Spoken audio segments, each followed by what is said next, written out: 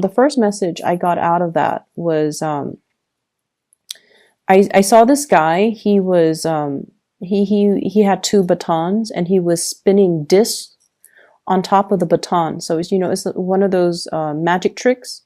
And then he's heading into this field of grain, and the stalks of grain, first they were like, knee high, and then they're like getting higher and higher, and then he's like heading towards that.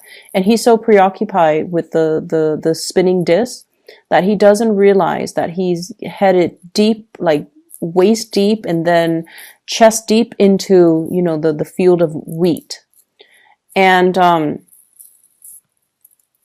it just feels to me like you kind of need to watch where you're growing. Some things might be neglected in your life. Like, honestly, it could be like physical things. Like, the garden is overgrown. I need to, get the tools to try to keep them at bay, to cut them down, or, to like maintain your own personal household. Or I also felt like it could be just, taking care of the practical responsibilities in your life, rather than daydreaming, rather than thinking about all these things. Like the discs that are spinning, they don't really matter. It matters where you're going and where you're headed and which direction you're headed, and whether or not that is the right move for you. Okay. So those are the messages coming through from the last reading.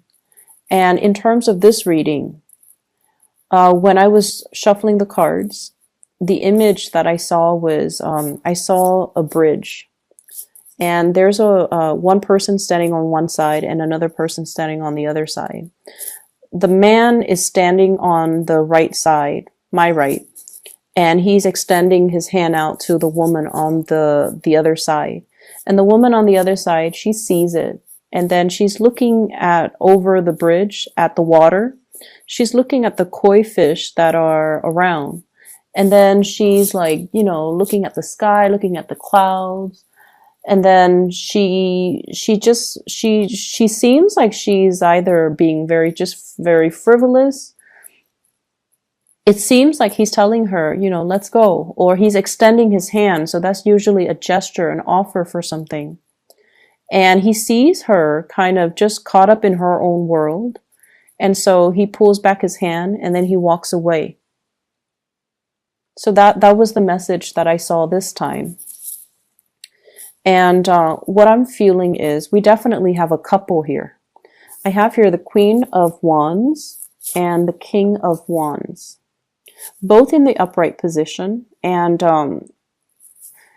there's communication and contact between the two people. So the way that I'm reading this is, I almost feel like I see two people that have very different goals in life, that have very, very different visions of what they want their life to look like. One person might be, very family oriented. The other person wants to explore a little bit more. And one person is like happy where they are currently. They're established in their career. They have friends and family in their current location. And the other person is not happy where they're at, and they want, they want more. They want to branch out. They want to explore, and they're ready to move.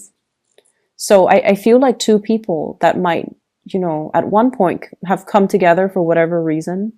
They have the same values. They care about the same things. And the Wand's energy is a very dignified energy. It indicates truth and honesty. It indicates people who are very they keep their word. When they say they're going to do something, they do it. And they're quite loving, quite caring, and very generous, very protective of other people. They like to...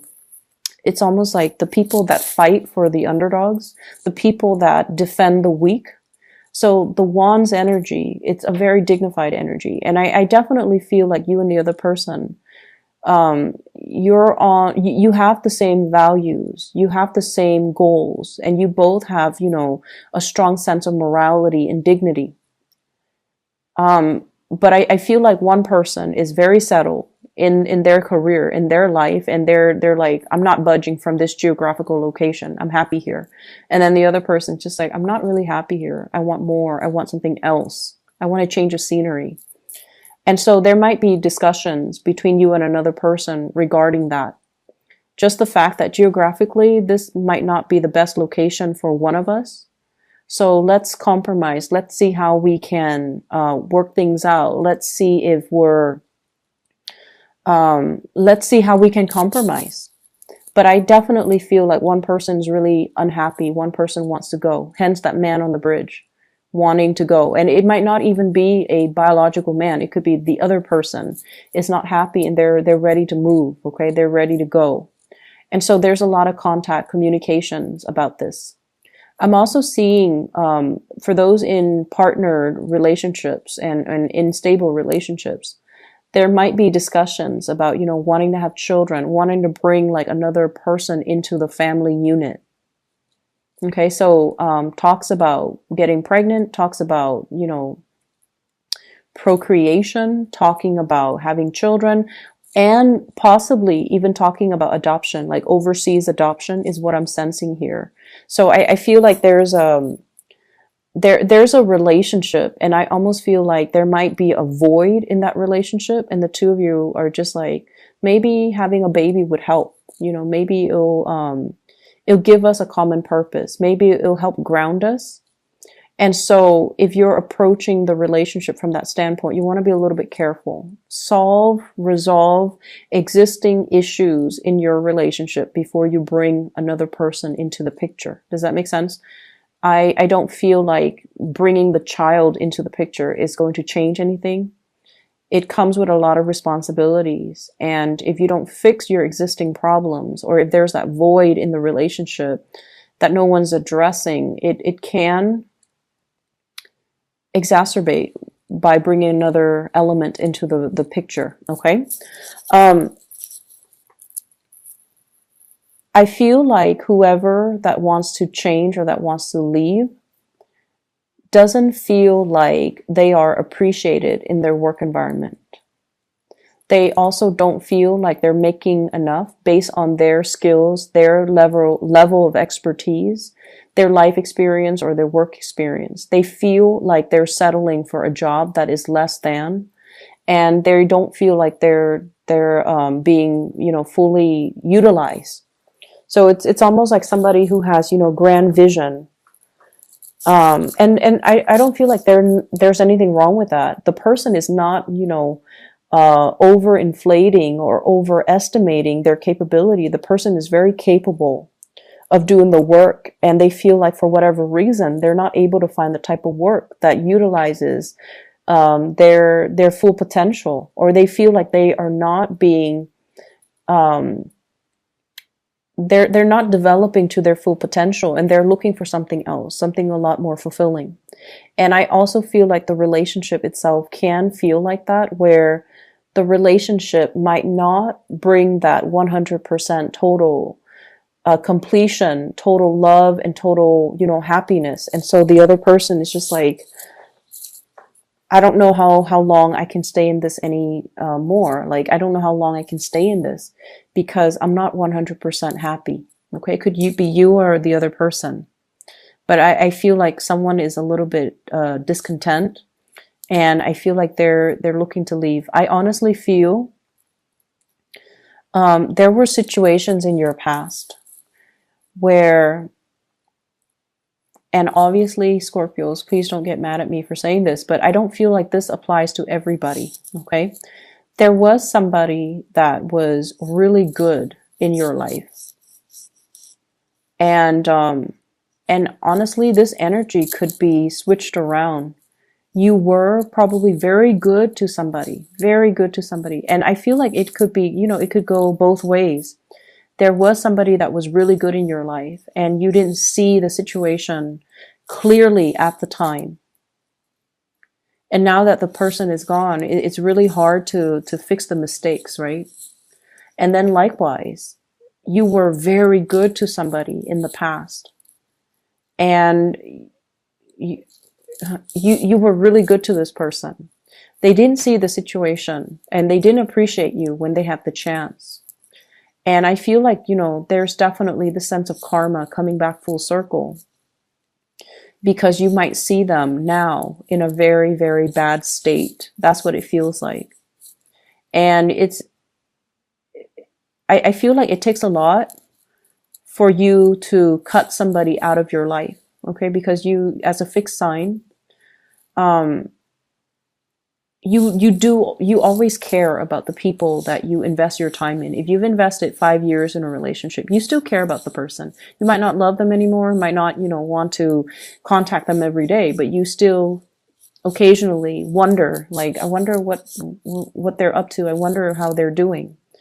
And I feel like there was somebody you were really, really good towards, and they didn't appreciate you properly. And now as a result of it, I feel like you're catching people in, it's like the karma returning back to the people.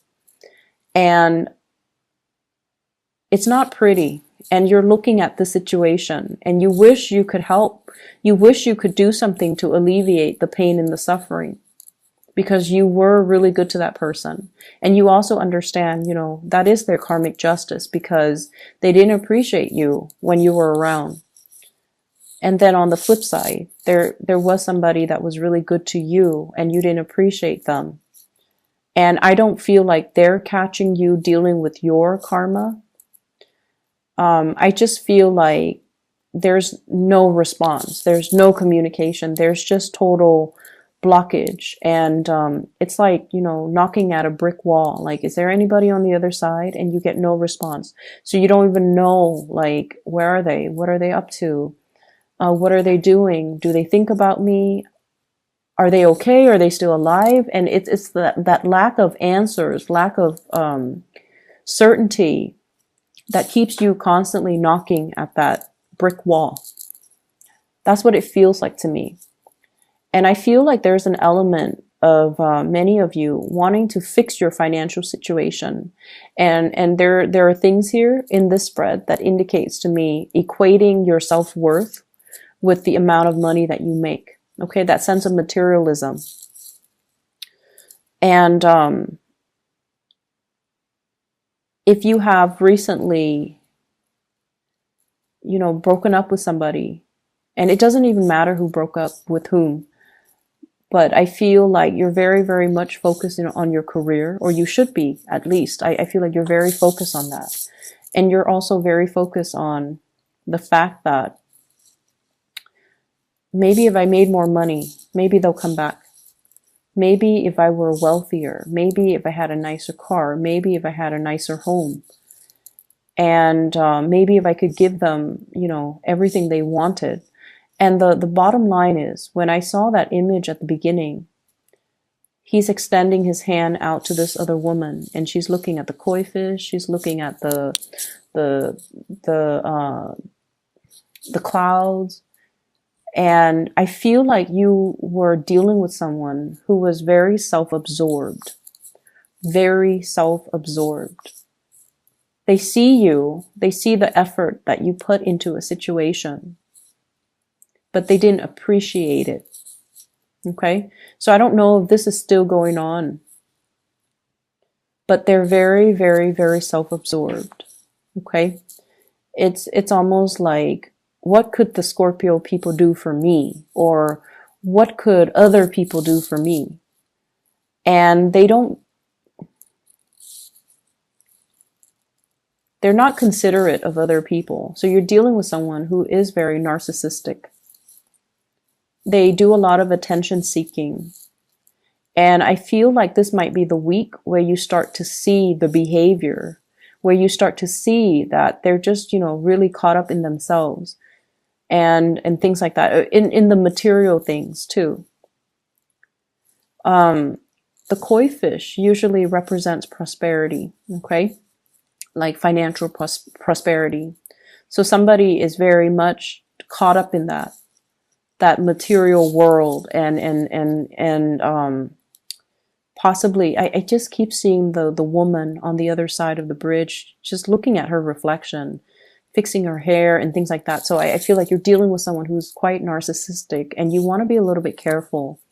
If you guys have a really keen sense of intuition, and you have, you're a very, very good judge of character. So you need to really trust your intuition, especially for those who are newly dating. And if you find somebody who is like that, stay away, okay? Doesn't matter even how beautiful, how attractive they are. I don't feel like it's worth the trouble at the end of the day. So I feel like you have come to the realization that this person is like this. And so if you're choosing to turn your back and walk away, that's fine too. It will be a little bit difficult at the beginning, but you will sail away from it. Okay. So just, be done with that energy. With this spread, I do feel a third party type of interference here. What I have is the Three of Cups in the reverse, 3 parties.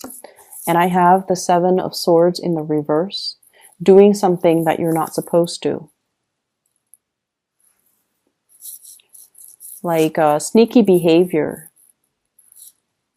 And I do have a couple here. And what this denotes to me is there could be definitely third party interfering in the relationship, talking or dating, or, you know, somebody acting like they're in a relationship, but they're acting like they're single, and they're going around dating other people, talking to other people, flirting with other people.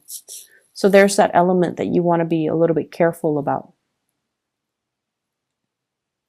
There's also, I'm seeing a lot of like outside influence, wanting to, it's almost like this sense of boredom with what we have currently. So we want to see what else is around the corner. But rather than being single, we want to test the water first before we finally sever ties. And so you want to be a little bit careful about this. I also feel like some people, some couples, if you have had like issues with infidelity and you're going to see like a couples counselor or a marriage counselor, there is going to be some big breakthrough. And I feel like the breakthrough is coming in a way where one person has arrived at the, has concluded that, you know what, I think we are done with this relationship. Whereas the other person wants to fix the relationship.